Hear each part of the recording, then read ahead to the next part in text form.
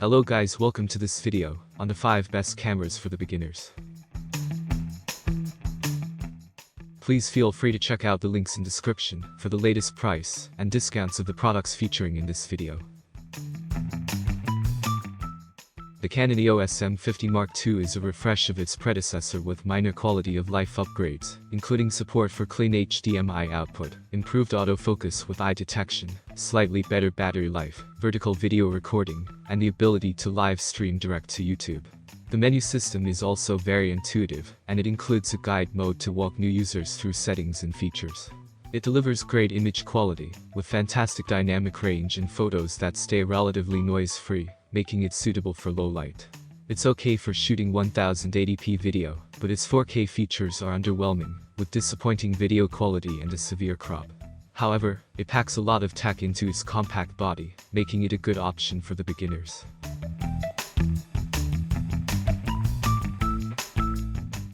Nikon ZFC is unashamedly retro and harks back to the brand's products of decades past.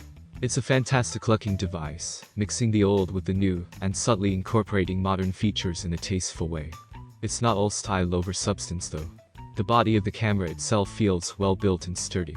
The camera's mirrorless setup offers a lightweight, powerful package that produces excellent results in a variety of modes, thanks to its APS Type-C sensor.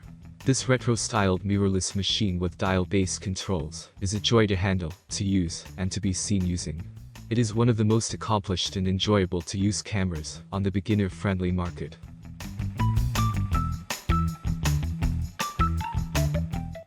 The Olympus OMD M10 Mark IV has plenty to shout about with the new 20-megapixel sensor, improved in-body image stabilization, and a flip-down and tiltable monitor. It's small enough to carry around anywhere, and much more powerful than it looks. This is the entry-level offering from Olympus, and is a welcome addition at the beginner end of the spectrum, for those looking to get on the DSLR ladder. The updated sensor provides attractive, sharp and well-balanced images in both RAW and JPG modes.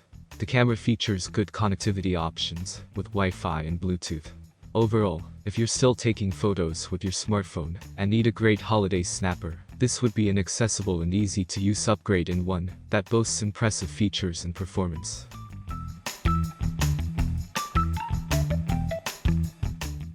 The Nikon D3500 is the most capable entry-level beginner camera.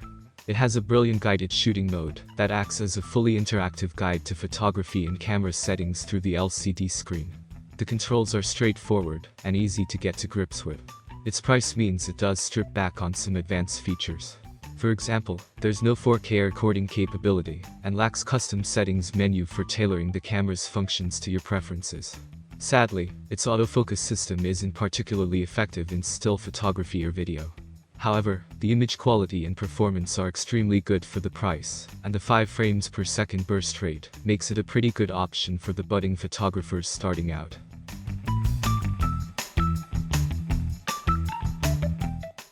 The Canon Rebel SL3 has top-of-the-range APS Type-C sensor, along with an optical viewfinder, and more traditional approach to picture taking.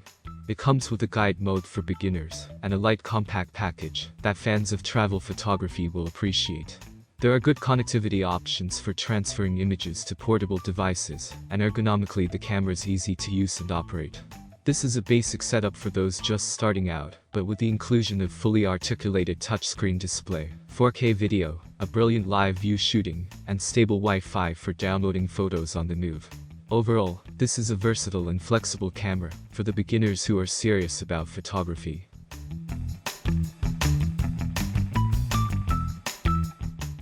Thanks for watching, and let your comments be heard.